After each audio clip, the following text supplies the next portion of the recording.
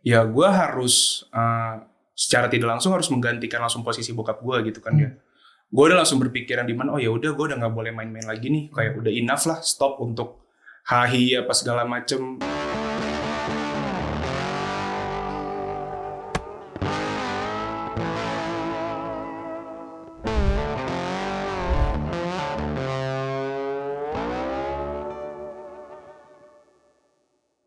Halo semua, kembali lagi di podcast Nadir bersama gue William Dinardi. Dan tentunya seperti episode-episode sebelumnya, kita akan mendengarkan cerita tentang pengalaman kesepian dan juga lowest point dari teman-teman yang sudah hadir hari ini nanti yang bakal cerita ke kalian semua. Dan juga harapan dari kami adalah semoga teman-teman tuh gak ngerasa kesepian gitu. Ternyata ada loh yang ceritanya sama nih kayak gue gitu. Nah, tanpa berlama-lama lagi, langsung aja gue mau memperkenalkan Majid Satriansyah.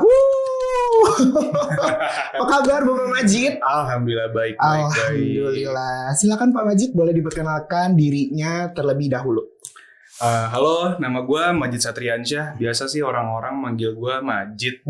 Kalau di keluarga manggil gue Satria. Oh oke, kira abang. Biasa kan, tapi lo anak pertama? Gue anak kedua. Oh anak kedua. Kakak gue ada satu, adik gue satu. Oh berarti lo anak tengah. Gue anak tengah. Oh. Bungsu gak jadi. Banyak bilang dicap gitu sih gue. Karena lo berarti adik lo jauh gapnya Jauh sama banget. lo. Gapnya 7 tahun. Oh. Iya, jadi gue dibilang bungsu gak jadi sama semua keluarga gue. Okay. Kalau gue ada juga adik gue yang anak ketiga, jadi memang bedanya lumayan sama adik gue yang paling terakhir. Kalau gue disebutnya bongal, bontot gagal. Karena gue sama adik gue yang paling kecil bedanya 12 tahun. Jauh, jadi lumayan jauh gitu. Nah, kira-kira kesibukan apa sih Majid akhir-akhir ini? Kalau gue sih hari-hari kesibukan gue lagi sibuk kuliah. Gue baru aja lulus D3, gue lagi lanjut ekstensi S1 lagi, sama gue lagi baru banget ngerintis bisnis sama teman-teman gue, baru buka tanggal 9 Januari kemarin. Oh oke. Ya. Lo kuliah jurusan? Gue pariwisata. Oh pariwisata, D3, terus lo mau lanjut S1? S1 gue ambil pariwisata lagi, ambil manajemennya sih. Oh manajemen pariwisata. Manajemen pariwisata. Masuknya tahun lalu berarti? Masuknya tahun lalu. Kalau ekstensi gitu akan selesai berapa lama sih? Kalau dari rencana perkuliahannya sih paling lama 2 tahun ya. 2 tahun 2 tahun udah sama skripsi. Oh oke. Semoga lancar-lancar ya Majid. Dilancar-lancarin sih. Terlebih dilancar-lancarin ya. Iya. Tapi menurut gue enjoy aja sih. Kayak gue tuh sekarang lebih yang kayak kangen banget masa-masa kuliah. Yang kayak ya pasti ngerjain tugasnya lo ngerasain kayak tugas lagi. Tapi gitu. gue itu karena ekstensi, jadi tugasnya itu tergantung kita nih mau deadline-nya kapan, karena emang kebanyakan kelasnya ekstensi itu kelas karyawan yang gue ambil. Jadi dosennya tuh udah ngerti nih, kelas karyawan kan ada yang punya kesibukan, ada yang punya kerjaan dan punya keluarga juga. Jadi dia bilang ya untuk tugas sih kita nggak padetin, sesuai timing kamu aja. Manage-nya gimana, yang penting sebelum UAS udah harus selesai semua. Jadi ya gue bisa manage sendiri lah untuk tugas-tugasnya. Jadi gue nggak pusing dengan deadline gitu. Nggak seketat program S1 yang lo 4 tahun gitu ya. Kalau itu mager banget sih. Ya. Cuman itu sih masa-masa yang gue kangen juga, yang kayak mainnya. Maaf ya sama papa saya. Cuman pas kuliah yang kayak yang penting pokoknya pesan dari nyokap bokap gue adalah yang kayak yang penting nilai lo cukup. Gue oke, tapi balance dengan main saya juga ya. Dan bolos juga. Iya, maaf papa, maaf banget. Tapi yang penting IP aku lumayan lah. Kuliah tuh kalau nggak bolos kayak nggak kuliah gak sih? Iya, tapi kayak gue tuh kuliah kebanyakan nongkrong sih. Kebanyakan nongkrong sih. Tapi gini sih menurut gue, kuliah tuh di masa lo explore, lo kenal orang, lo yang kayak juga pintu mana ya yang bisa itu lo cari kesempatannya, linknya yang lo cari kan, networkingnya juga, networkingnya itu yang bakal after lo kuliah tuh, kayaknya gue bisa deh approach ini gitu. Dan nah ini related nih sama tadi lo bahas lo baru launching bisnis lo. Iya, bisnis. Boleh ceritain nggak bisnisnya apa dan backgroundnya gimana gitu? Gue tuh yang gue jalanin bisnisnya di F&B. Jadi gue buka social space gitu. Gue bareng berempat sama teman-teman gue. buka di daerah Jakarta Utara. Gue boleh ngasih tahu gak nih? Boleh. Ngasih tahu ya? Boleh. Oke, jadi gue baru buka Atlas Social Space namanya.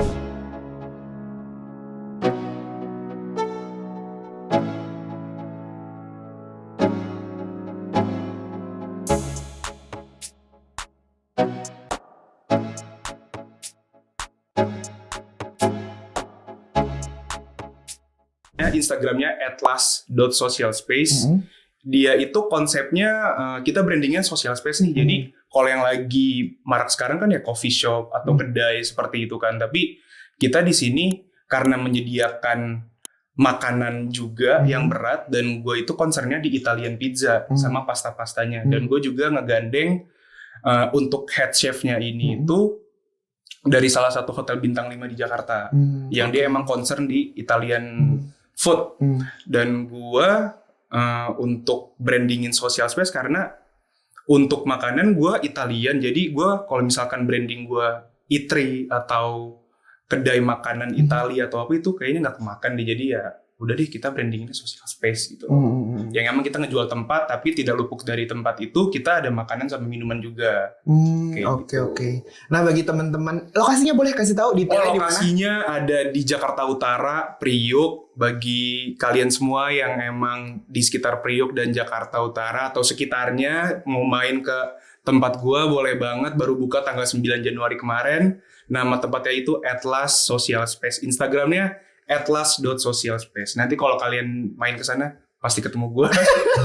Iya, soalnya harus kerja kan. Iya. Kerja harus tiap hari kesana mulu. Oke. Nah nanti teman-teman yang penasaran kita mention juga Instagramnya Majid sama Instagramnya Atlas Social Space. Ya. Tapi ini berarti restoran atau gimana? Lebih ke tempat nongkrong sih. Gitu ya. Oke. Lebih ke tempat nongkrong. Jam bukanya mungkin boleh diinfo jam juga, jam operasionalnya. Atlas Social Space itu buka setiap hari. Buka dari jam 2 sampai jam 12 malam. Oke. Nah bagi kalian yang kayak, aduh gue baru mulai nugas jam 9 gitu. Jam 10 ya bolehlah mampir-mampir ke tempatnya Majid. Siap. Oke. Nah gue juga baru dengar kabar dari teman-teman panitia gitu. Bahwa Majid ini tahun lalu sempat kehilangan seorang sosok yang berharga lah pasti di hidup lo. Gue turut berduka. Terima Majid kasih. tahun lalu kehilangan seorang ayah di tahun 2021 ya Jid? Iya 2021. Di bulan apa itu? Itu bulan Juni tanggal 7. Bokap gue meninggal. Kan dunia ini dan keluarga dan semuanya. Ya, gitu deh. Oke. Tapi karena memang maaf ada sakit atau? Karena corona sih, pandemi. Jadi kan Januari itu lagi tinggi-tingginya Delta ya. Dan sadly bokap gue kena gitu loh. Dan emang ada penyakit bawaan juga sih. Dia ada penyakit paru-paru sama gula. Wah itu paket lengkap tuh kalau buat corona tuh. Ya jadi bahkan dari awal bokap gue tahu dia positif. Ini gue mungkin gue nggak bilang ini tanda atau apa. Tapi di saat gue tahu dia positif. Gue langsung ada pikiran kalau dalam pikiran gue kayak bilang, wah ini pasti bokap gue lewat gitu loh. Jadi kayak, oh ya udah ini pasti bokap gue nggak ada nih, bakal nggak ada karena corona ini. Karena gue udah tahu background penyakitnya dia seperti apa. Tapi ya pada saat itu gue denial aja dong, maksudnya kayak enggak lah nggak mungkin amit-amit gitu kan. Tapi selang 5 hari dari dia ketahuan positif, 5 hari dia dirawat dan nggak ada gitu loh. Kayak gue turut berduka Majid karena thank you. Pasti teman-teman di rumah banyak banget yang kerabatnya dan gue pun salah satu sempat kena corona tahun lalu di bulan Juni atau Juli yang abis Lebaran itu loh. Karena kan itu kan tinggi-tingginya pas lagi abis Lebaran tuh.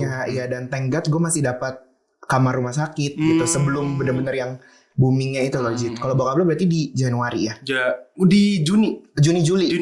Juni pas di Juni. Juni. Abis Lebaran juga. Iya, yang libur Lebaran itu kan benar meningkat. Jadi dan gue banyak banget denger kabar duka yang memang kerabatnya, keluarganya tuh dipanggil sama Tuhan saat momen itu gitu. Jadi pasti banyak juga teman-teman yang di rumah merasakan kehilangan.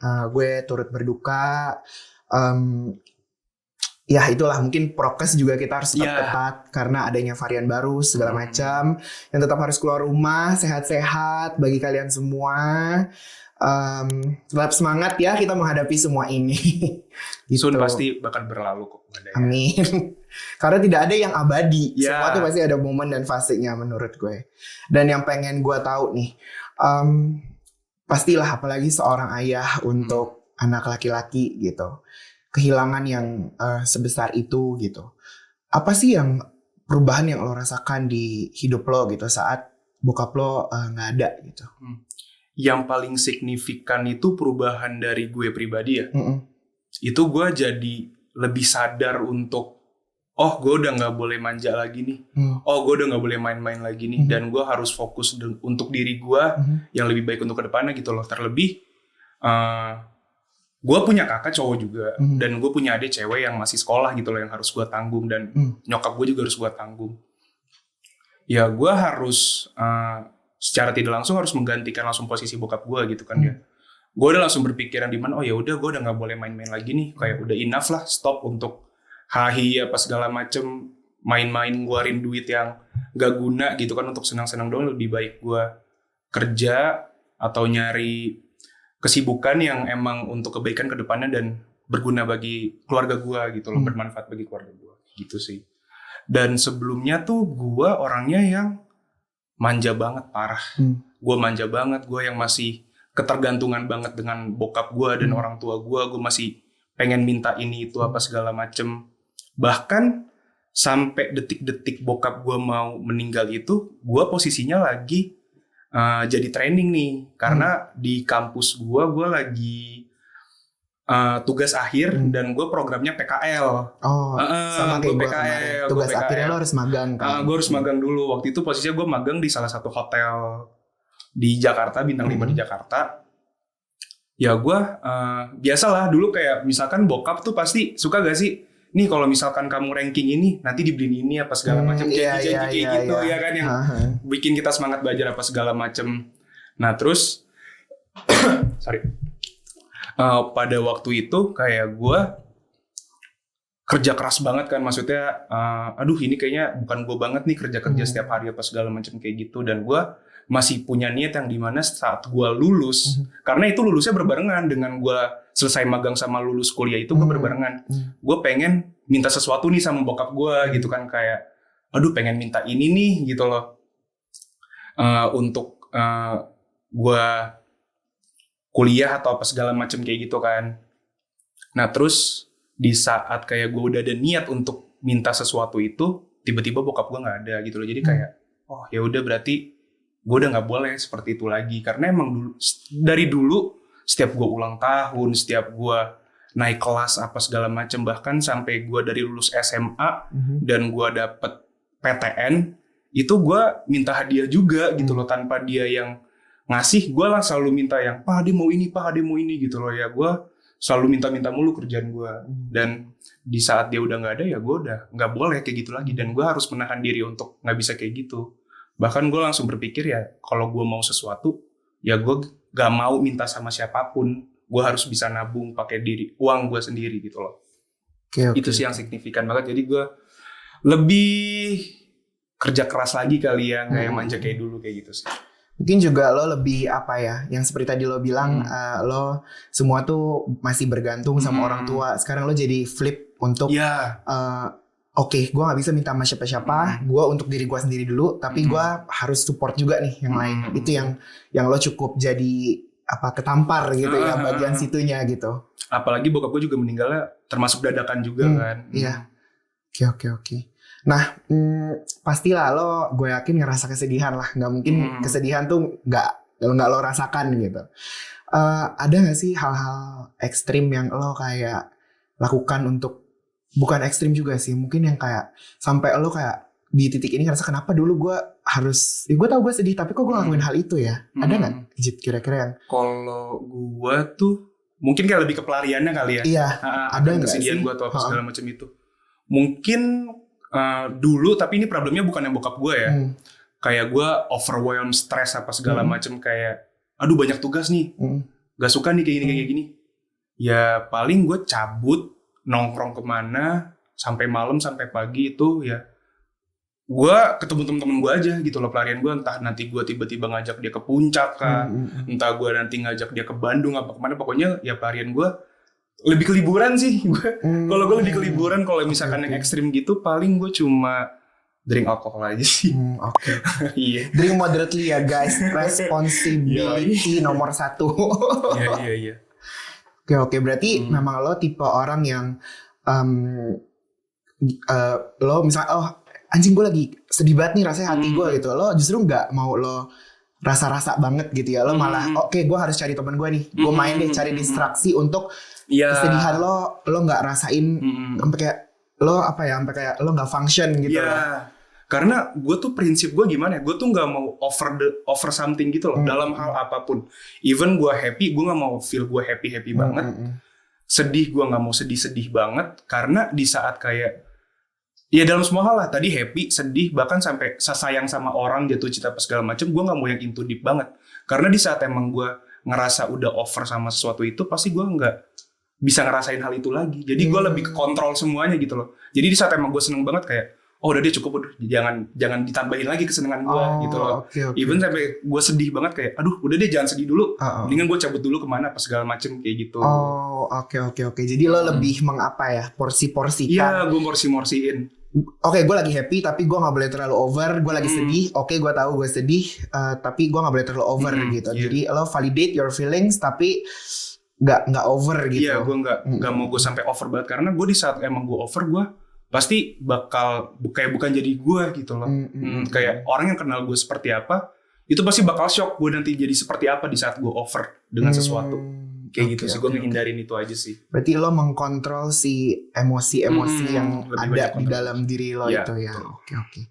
Nah, mungkin juga nggak cuman dalam masalah bokap lo, kehilangan bokap lo. Selama ini pasti lo ngerasa stres, kayak capek segala macam gitu. Apa sih yang lo dapetin atau apa sih yang lo mencoba munculkan dari dalam diri lo? Maksud gue secara internal ataupun eksternal dalam hal emotional feelings gitu, yang kayak kalau kayak tadi kan lo bilang lo cari teman lo gitu. Nah, kira-kira emotion apa yang pengen lo rasakan sebenarnya di saat lo lagi stres, lo lagi sedih, lo lagi kayaknya kok capek banget gitu. Kira-kira lo tuh sebenarnya butuh apa gitu yang dari sisi emotional feelings selain lo ketemu teman lo gitu? Kalau emotion itu ya mungkin gue, karena emang tadi gue udah porsi-porsiin itu lagi ya. Jadi gue nggak mau yang over itu. Jadi ya pasti gue selalu cari pelarian gitu loh. Emosinya ya dengan gue seneng-seneng atau gue nyari kesibukan apa yang gue untuk ke distract itu semua gitu loh. Oke. Berarti memang karena lo di awal sudah memporsi-porsikan. Iya, gue kayak udah lebih prepare untuk gimana ke depannya gitu sih. Kalau gue kayak gitu sih. Tapi ada nggak sih lo create your own support system? Mas gue, lo punya nggak siapa support system lo di saat-saat lo tuh stres, lo sedih gitu? Support system gue. Ini gue bukannya self-center ya, tapi diri gue sendiri sih. Gue tuh gue di saat gue lagi stres atau apa segala macem, kalau udah gak kebayang banget nih gue harus ngomong, gue pasti jujur sama, misalkan gue lagi ada masalah, gue pasti ngomong ke nyokap apa segala macem. Tapi gue paling jarang untuk curhat sama nyokap, paling jarang banget. Mungkin ya nyokap gue juga ngerti, kayak gue tuh di saat gue ngomong sama dia, gue tuh udah gak bisa kontrol gitu loh. Karena memang prinsip gue itu, gue nggak mau nyokap gue pusing dengan diri gue tuh. Gue maunya gue pusing sama diri gue sendiri. Jadi yang gue pengen, ya udah nyokap gue taunya gue senang-senang aja apa segala macam gitu. Tapi di balik itu ya gue suka sedih sendiri juga apa segala macam gitu. Dan untuk gue bikin bangkit itu ya gue harus punya kayak kesadarannya. Itu yang bikin gue sadar adalah kayak oh ya udah nih gue nggak boleh kayak gini terus. Atau gue mikir lagi kayak ngapain sih gue kayak sampai sesedih ini, udahlah bisa dilupain atau bisa gue ngelakuin hal yang lain untuk biar nggak sedih lagi gitu loh. Mendingan gue ngelakuin lebih hal-hal yang positif daripada untuk sedih-sedih doang kayak gitu sih. Oke. Berarti lo cukup bisa gitu ya untuk gimana membawa diri lo sendiri tuh untuk oke, gue harus bangkit nih dari kesedihan ini gitu. Memang ada drive itu sendiri dalam diri lo ya. Oke. Dan juga kayak misalkan kemarin ini bokap gue meninggal, gue bahkan ngerasa nggak sedih-sedih banget. Tapi lebih kayak gue bukannya bersyukur atau bukannya seneng, tapi gue lebih kayak tenang gitu loh dengan bokap gue udah nggak ada. Karena jujur bokap gue itu kan emang udah berumur lah ya, dan dia kerja itu dia harus kerja di laut, ninggalin keluarga. Gue dari kecil itu udah bokap gue jarang ke rumah, kayak cuma ketemu sesempatnya doang, kayak setahun tuh cuma 4 kali, paling banyak 5 kali, bisa kurang dari itu juga. Ya udah selalu di laut terus gitu kan. Dan gue ngerasa kayak aduh bokap gue kayaknya udah gak seharusnya nih kayak gini. Di saat umur dia udah sampai angka kepala 6, masih harus kerja di luar apa segala macam, masih banting tulang. Dan gue ngerasa aduh kayaknya papa nggak usah kerja kayak gitu loh, mendingan gue dipanggil ade by the way di rumah, mendingan ade aja sama kakak yang kerja gitu loh. Udah papa pulang, papa di rumah aja, maksudnya have fun di rumah gitu loh sama keluarga, sama nyokap, sama kita semua. Karena emang bokap gue gak pernah lama di rumah gitu loh, gak pernah lama di rumah, selalu di luar terus. Kayak gue pengen bokap gue udah istirahat aja, enough untuk dia cari uang. Waktunya gue sama kakak gue yang cari uang gitu loh. Gue punya pikiran kayak gitu, dan selang 2 bulan gue dari punya pikiran itu, bokap gue nggak ada. Dan di saat emang gue tahu bokap gue nggak ada, jujur gue shock dong, dan gue sedih juga, dan gue nangis apa segala macam. Tapi yang benar-benar pure bikin gue tenang adalah gue langsung tahu kayak oh ya udah nih, bokap gue udah istirahat. Dan emang Allah ngasih jalannya tuh seperti ini gitu loh. Jadi bokap gue langsung dikasih istirahat yang benar-benar istirahat. Ya mungkin tantangan bagi gue cuma ya gue shock dan udah nggak bisa lihat dia lagi. Tapi ya udah, ini emang waktunya gue untuk ngelakuin apa yang niat gue dari awal itu. Gue pengen bokap gue istirahat dan gue yang gantiin dia gitu loh. Itu sih yang bikin gue oh ya udah tenang banget. Bahkan orang-orang sampai kayak nanya, Jit, lo sedih gak sih bokap lo nggak ada? Sedih sih sedih, tapi kayak gue lebih ikhlas aja, gue lebih tenang aja karena bokap gue emang udah benar-benar istirahat gitu. Kayak gitu sih. Oke, berarti sorry, almarhum itu sampai akhir pun, maksud gue sampai di umurnya mungkin di tahun-tahun 2 tahun inilah gitu. Berarti masih kerja juga, aktif kerja. Masih. Bahkan dia meninggal itu pas lagi keadaan kerja juga, nggak lagi di sini. Jadi bokap lo kan berarti berlayar gitu ya. Di kapal. Di kapal. Lagi sakit. Iya, lagi sakit. Dan dia waktu itu kapalnya lagi masuk ke daerah Kalimantan. Iya. Oke. Dan karena emang waktu itu COVID kan, ya dengan peraturan yang ada itu nggak bisa dibawa ke Jakarta gitu loh. Jadi mau nggak mau dikubur di sana. Jadi gue waktu itu sama keluarga gue yang kesana buat nguburin. Jadi berangkat ke Kalimantan untuk ke Kalimantan. Nguburin almarhum gitu. Oke. Nah, berarti kan tadi lo memang dalam diri lo udah juga ngerasa ya lo udah ya lebih ikhlas lah. Bokap lo benar-benar istirahat gitu, benar-benar udah selesai tugas dan misinya kayaknya di dunia ini juga gitu. Gue cukup apa ya, mendengar cerita lo nih gue cukup amazed sih. Kayak gue yang kayak seorang Majid, apalagi seorang anggapannya lo juga punya adik gitu. Ada yang kayak gue harus kuat, gue harus bisa nih, gue harus ada dorongan gitu loh dalam hati lo. Itu yang cukup gue cukup amazed sih. Gue cukup yang kayak Majid cukup hebat ya untuk menghandle, bisa memporsi-porsikan, bisa kembali lagi segala macam gitu. Lo menemukan si semangat itu untuk the show must go on nih, yang kayak life goes on gitu, with or without bokap lo gitu. Jadi karena hidup lo masih panjang dan lo punya si semangat itu, gue kayak hebat Majid.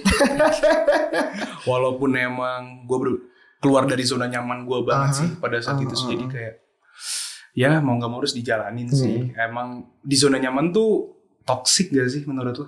Kalau menurut lo nih? Oke. Toxic gak sih zona nyaman tuh? Kalau gue tipikal orang yang bosenan sih. Oh, lu bosenan. Jadi kayak oke, gue di zona nyaman, tapi kalau di satu sisi gue udah bosen, biasanya kan gue tinggal. Oh. Maksudnya gue akan nyari yang lain nih, apa yang gue kerjain gitu. Dan gue tipikal orang juga yang nggak bisa ngerjain satu tuh panjang gitu, tuh gue pasti bosan gitu. Jadi yang kayak oke, gue ada kerjaan A, ada kerjaan B, ada kerjaan C. Entar kalau gue lagi mabok banget kayak di kerjaan A, gue ke B dulu. Entar kalau udah selesai B, gue baru balik lagi ke A gitu loh. Kalau gue sih tipikal yang kayak gitu. Kalau lo ngerasa justru lo selalu mencari tantangan baru gitu ya? Ya bisa dibilang gitu juga sih. Karena gue di saat gue emang udah ngerasa nyaman dan mungkin ya kalau misalkan nyamannya itu in the good way gitu kan, yang bikin gue berkembang apa segala macam, gue nggak apa-apa. Tapi kemarin ini sih gue di zona nyaman yang dimana itu bikin gue hancur sih.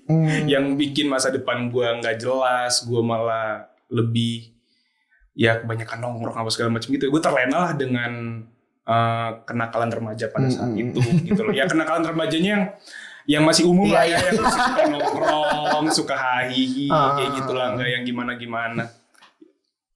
Oke, berarti lo menemukan si dorongan itu untuk keluar dari zona nyaman lo, dan ini gue nggak bisa nih begini terus gitu ya. Dan terlebih sih dorongannya itu ya dari teman-teman dan lingkungan sih kalau gue sih, karena emang gue tuh sebenarnya untuk sadar sendiri tuh susah, harus ada yang nyadarin banget, harus ada yang ngegebrakin gue. Tapi balik lagi, emang di saat udah gue jalanin kadang gue suka ngeluh sendiri, kayak aduh nggak bisa nih kayak gini. Tapi ngingat lagi kayak oh iya, mau nggak mau harus dijalanin, udah deh jalanin aja gitu. Padahal gue tuh kalau misalkan ngelakuin sesuatu itu harus sesuai mood gue, harus kayak sesuai apa yang gue mau. Kadang kalau misalkan nggak sesuai dengan visi gue, kayak aduh udah deh setengah-setengah nih gue jalannya. Tapi karena emang udah keburu gue wajib kudu ngejalanin itu, ya mau nggak mau harus gue lakuin gitu loh. Ya jadi ya gue sih ngerasa keluar dari zona nyaman malah jadi bikin gue positif sih, kayak gitu sih. Oke. Ya mungkin ditambah juga dengan, bisa gue bilang ya, salah satu support system lo adalah lo mendapatkan lingkungan temen yang baik dan keluarga pun juga yang suportif gitu, yang seperti lo bilang lo harus digebrak. Mungkin salah satu pendorong lo untuk keluar dari zona nyaman itu ya lo mempunyai support system yang positif gitu. Alhamdulillah begitu sih. Oke. Nah lo kan juga orangnya yang kayak enggak nih, gue nggak bisa kayak gini. Pasti lo kedepannya selalu mencari apalagi ya yang mau gue kerjain gitu. What's next gitu. Kayak apalagi ayo gitu. Nah, apa kedepannya rencana bagi seorang Majid?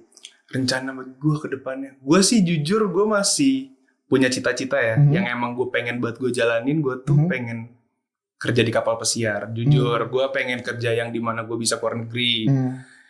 Abis itu untuk ya bisnis gue lagi ini ya gue pengen lebih gue kembangin lagi sih pastinya, karena emang udah dijalanin juga.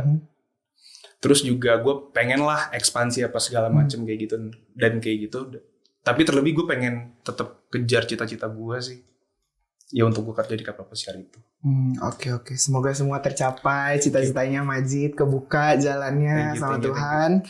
Dan ada nggak pesan-pesan yang lo pengen sampein ke teman-teman podcast Nadir yang merasakan hal yang lo rasakan tahun lalu mungkin? Silakan Majid, boleh menyampaikan pesan-pesan untuk teman-teman podcast Nadir. Kalau pesan dari gue sih ya untuk kalian semua nih yang mungkin punya cerita atau pengalaman yang sama kayak gue cuma mau tuh kalian ya jangan over to something gitu loh. Karena ya balik yang tadi gue omongin lagi, di saat lo sedih, lo jangan ngerasa lo sedih banget. Gue malah gak mau kalian tuh ya jadi lupa dan lo bakal jadi mati rasa gitu loh. Kalau di saat lo udah ngerasa paling sedih banget dan lo harusnya bisa ngerasa sedih lagi, tapi lo kayak gue udah biasa nih sedih kayak gini. Nah itu jadi mati rasa kan, kayak itu gak enak lah. Dan untuk motivasi kayak di saat lo ditinggal atau lo harus bangkit dari zona nyaman lo itu, ya lo do the best aja. Ya lo anggap ini jalan terbaik untuk lo, anggap ini sebagai pendewasaan untuk lo yang baik untuk lo ke depannya. Ya lo tanamin dalam pikiran lo itu ini hal yang baik untuk dilakuin, yang berguna banget. Jadi apa yang lo lakuin itu ya gak bakal sia-sia gitu sih. Itu aja sih simpel dari gue. Oke. Karena emang gue bukan orang motivasi banget ya. Sebagai pengalaman aja deh. Oke. Semoga teman-teman yang dengar bisa mendapatkan insight, mendapatkan kayak ya pandangan lain lah gitu. Gimana sih seorang Majid bisa mendobrak. Gue nggak boleh nih di sini terus gitu. Gue harus ngelakuin hal-hal yang kayaknya lebih positif buat diri gue dan juga keluarga gue gitu. Oke, sekali lagi thank you Majid udah main-main ke podcast Nadir. Ini ada sedikit hadiah dari podcast Nadir. Thank you banget Majid udah datang hari ini. Podcast Nadir. Thank you. Nah sekali lagi gue mau ngucapin buat Majid thank you banget sudah membagikan ceritanya hari ini. Semoga teman-teman bisa mendapatkan insight-insight dan juga pandangan baru dari cerita Majid ini. Nah, bagi kalian jangan lupa pantengin terus podcast ini karena kita akan terus terus mendatangkan narasumber yang akan berbagi ceritanya. Semoga teman-teman merasa termotivasi juga, merasa semangat kembali, dan jangan lupa untuk like, subscribe, dan nyalain notifikasinya, dan juga di-share ke teman-teman kalian yang kalian merasa kayaknya si A butuh deh dengar podcast ini. Kayak si B butuh deh dengar podcast ini. Jadi see you at next episode. Bye-bye. Zona nyaman seringkali menjadi pembatas diri untuk berkembang. Kita harus terus melangkah maju dan beradaptasi dengan perubahan lingkungan agar dapat membawa perubahan positif dalam hidup.